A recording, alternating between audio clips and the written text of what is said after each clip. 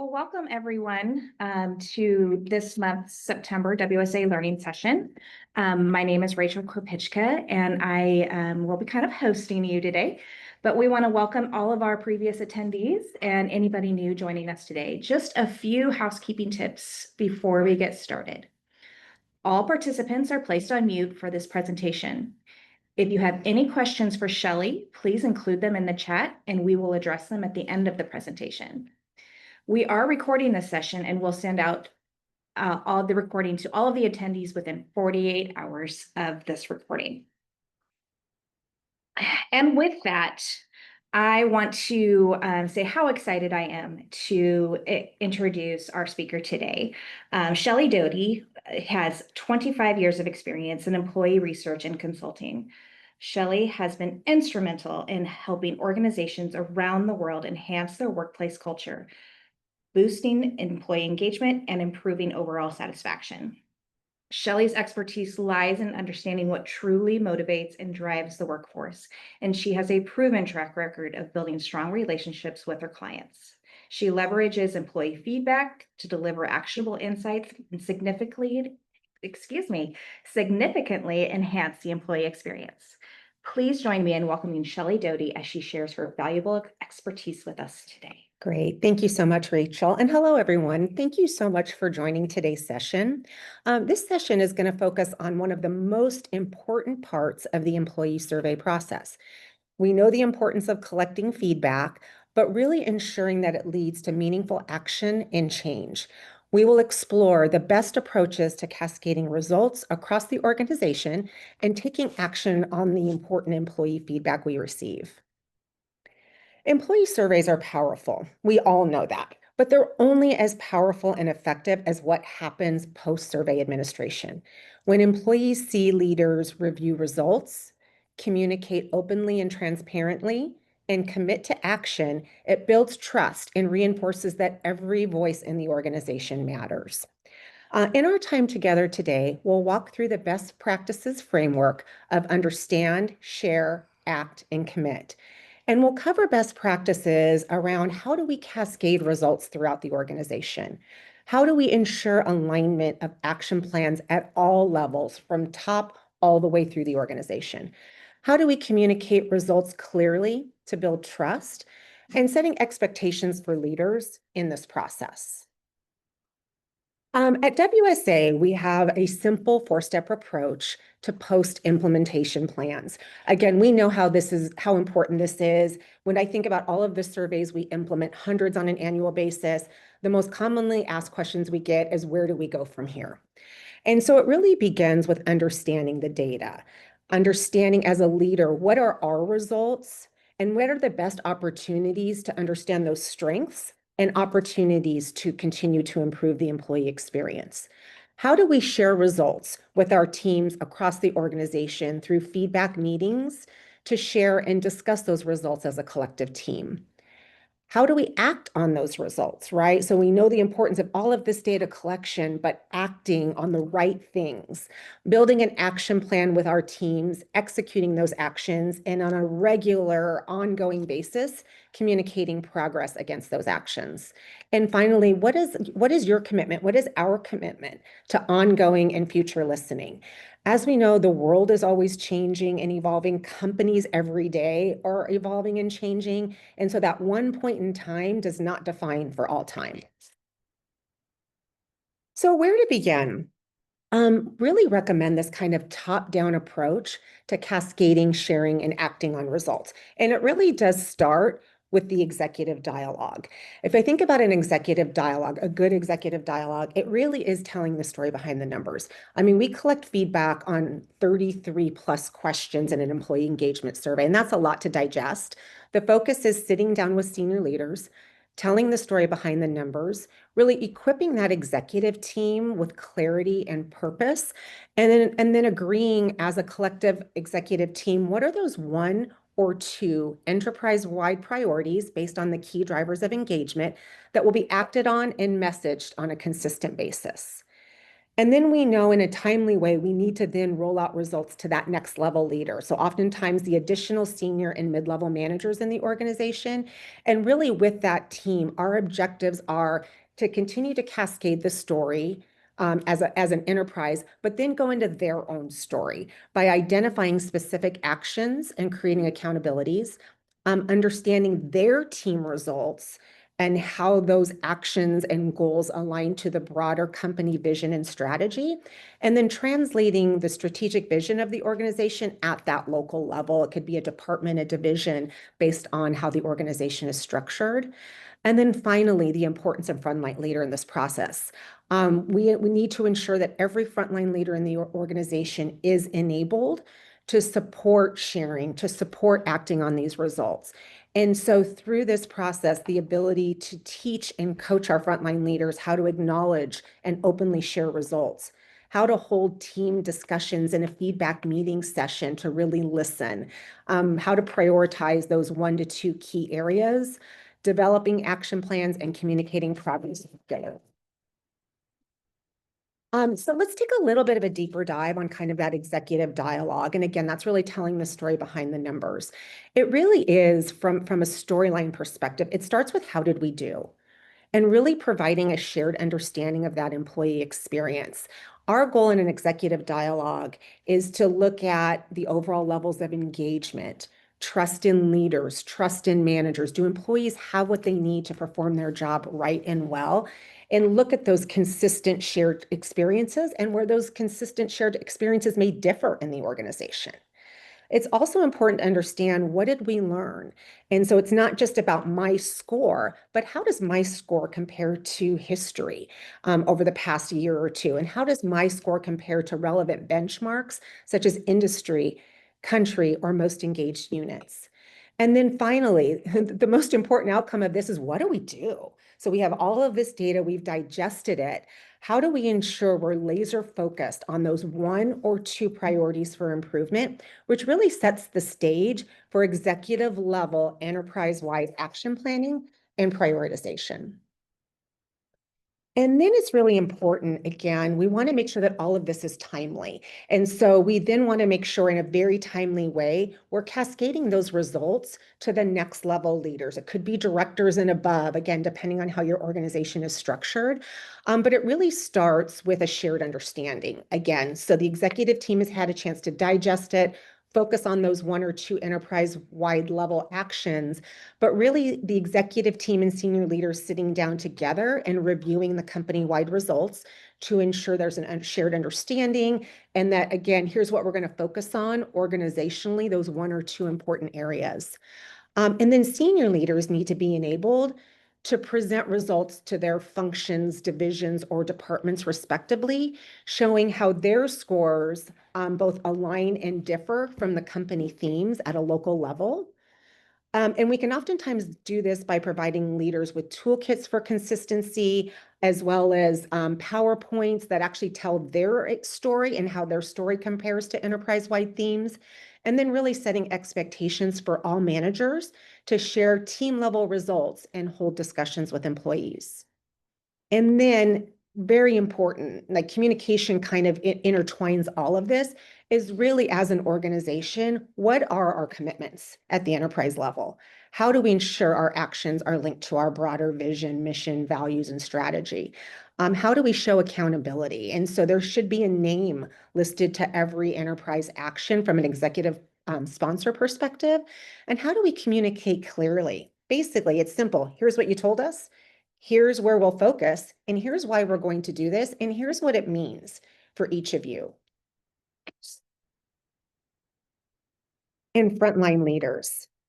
Cannot underestimate the importance of frontline leaders in this process. As we're all aware, frontline leaders have one of the most critical roles in employee survey feedback action planning because they're that direct link between employees and the whole organization, right? So a lot of times when employees are responding to questions in the survey, unless otherwise known, they're thinking about their relationship with their immediate supervisor, the work environment that their immediate supervisor helps create. So they are critical in this process. And what we have found through our own research and through working with many organizations like you all on the call today is that a lot of those frontline leaders don't feel enabled to really understand, share, act, and commit on feedback.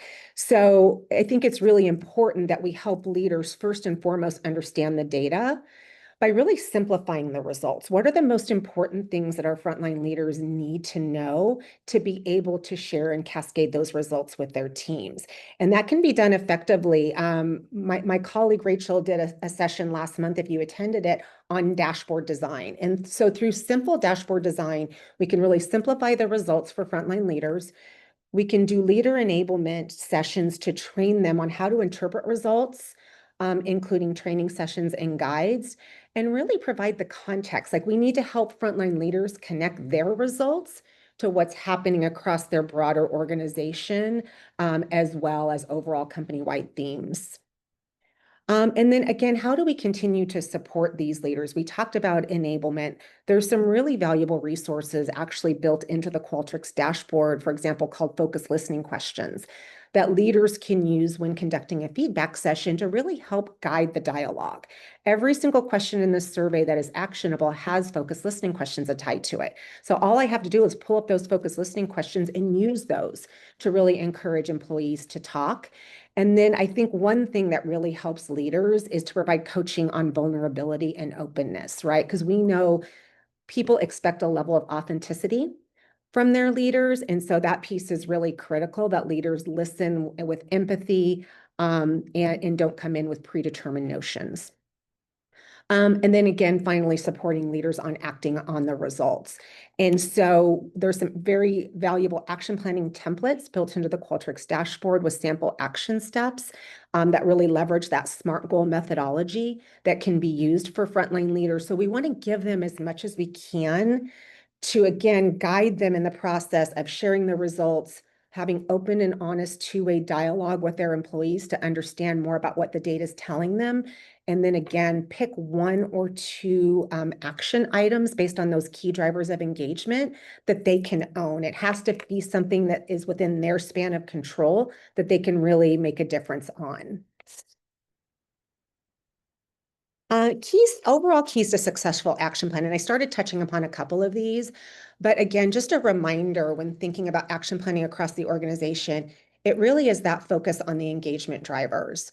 We know for a fact that working on the right things, working on key engagement drivers will give you the greatest return on investment. We know that leaders want to be successful at whatever they do. So when they pick that action item, it needs to be something within their span of control, something that they can directly influence and impact with their teams. And we always encourage our leaders, don't try to do too much. Again, one or two things. It's also really important to align those action items with what's happening across the broader division that they report into. And if there's already some things in place, try to make those actions align with ongoing initiatives within the organization or ongoing initiatives with your team. And sometimes it's not just about taking action. Sometimes it's about communicating or setting priorities for the organization. And then finally, on this note, I truly believe that the best action plans are grassroots. And so your team will feel more involved and more included if they're part of this process. So bring them in, not just on the sharing part, but bring them in on the acting. You probably have some people that are very passionate about a given topic or area that's a priority area of focus, and they want to help develop those action plans and be champion of those action plans across the organization. And then also ensuring that there's accountability, who owns the action plan, and define the roles of the team that are involved directly. And if possible, documenting and updating those plans in the Qualtrics tool for ongoing tracking. So switching gears a little, but really aligned with the topic today is building a culture of listening, transparency, and acting. And I found this phrase, and I think it so fits what we're talking about today. If you think about it at the end of the day, just the act of listening creates the employee voice. The act of transparency creates a strong level of trust, and the act of acting creates impact. And I love this, and I live by this rule. And so one of the most commonly asked questions we get is how do we cascade these results? How do we communicate company-wide? Here at WGSA, we've got a lot of best practices around this. I just put together one sample. I always recommend you find what fits best for your organization, but it really starts as soon as possible. So as soon as survey administration closes, that within that first week, there is some kind of an executive level communication that goes out, ideally from the CEO to all employees in the organization, leveraging existing communication channels. And really just thanking employees. Like, we had an 80% response rate. Thank you all so much for participating. It means a lot to hear your voices, sharing a couple nuggets of information at a very high level, and just sharing your commitment as leaders to what's going to happen next and setting the tone. Your voice matters, and this is the start of the action planning process based on the feedback you provided us. Shortly thereafter, I put months 2 or 3, but again, that could differ. Once the executive dialogue is shared and results are starting to cascade to the next level leaders, we want to start putting out more messaging around the employee survey company-wide.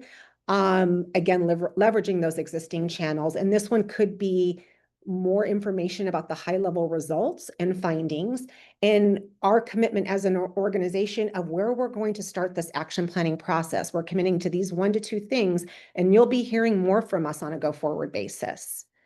Shortly after that, cascading informations directly to all managers, sharing with them what we expect of them, how they can access their reports, and giving them access to the resources to engage in feedback sessions and guidance, and expectations on how they should be acting on those results.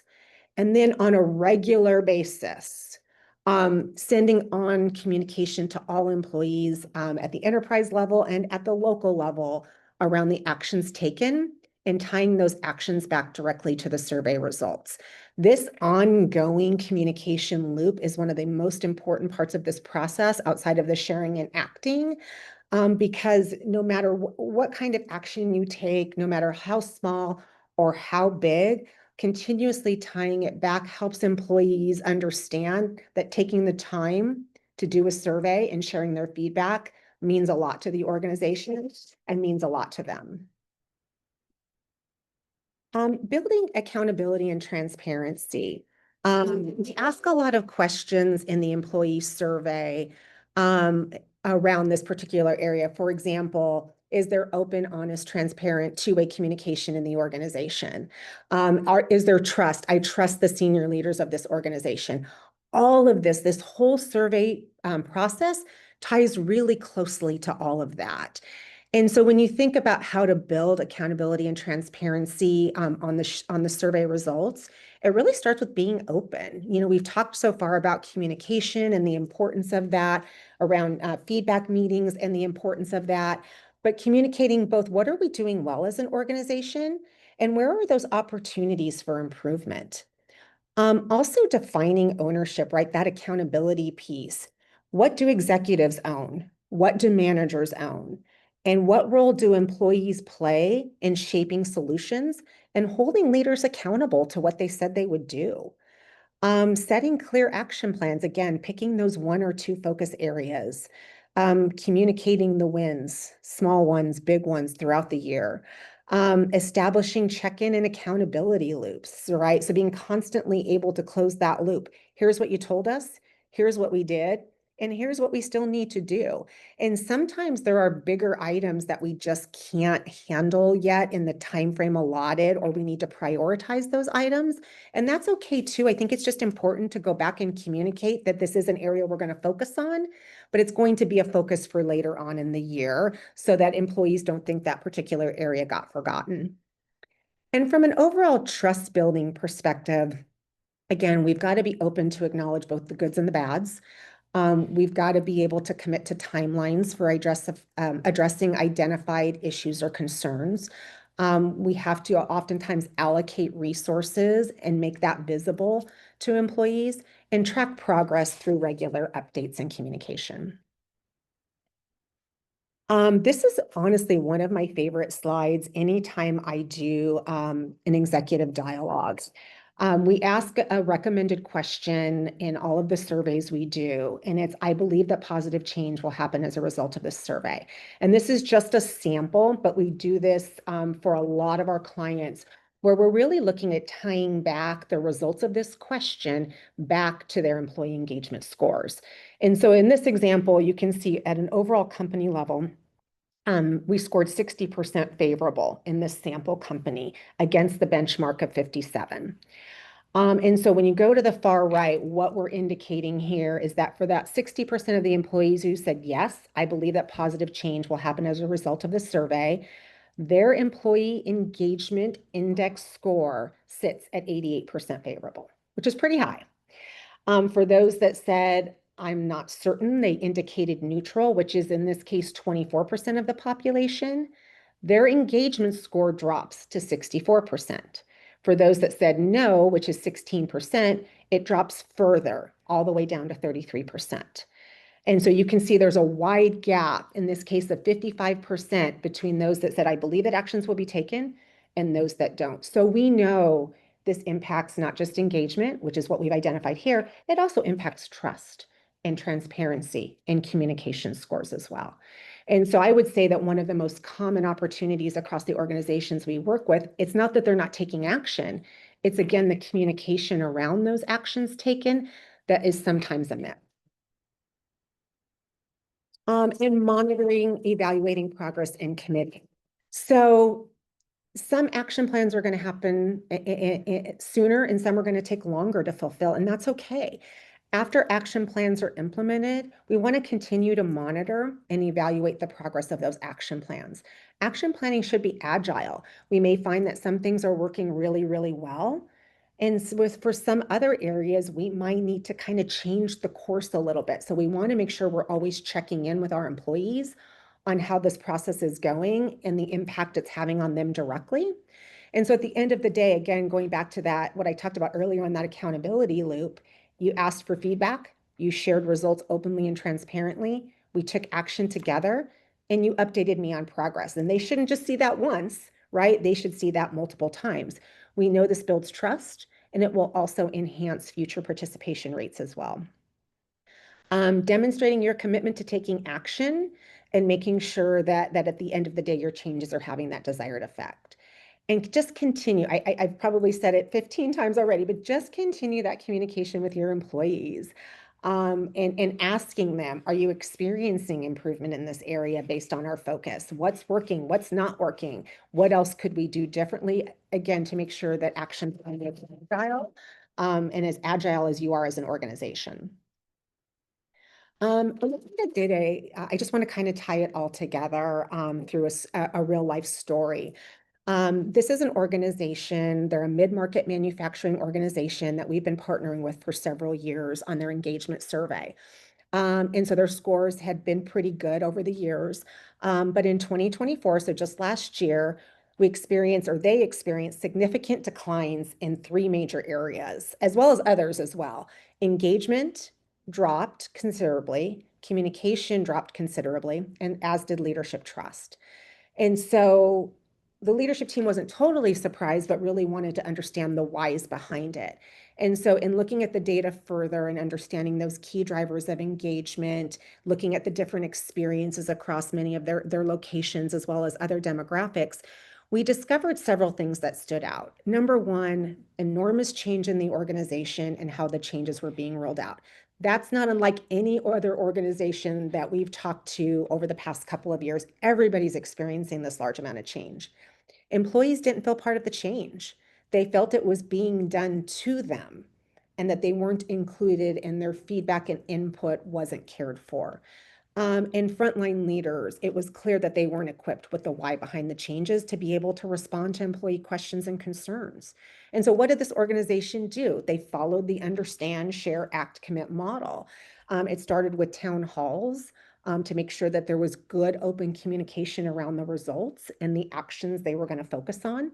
They led feedback sessions at the local site level, multiple sessions per site, to really understand the opportunities and what could be done better to improve employee experiences.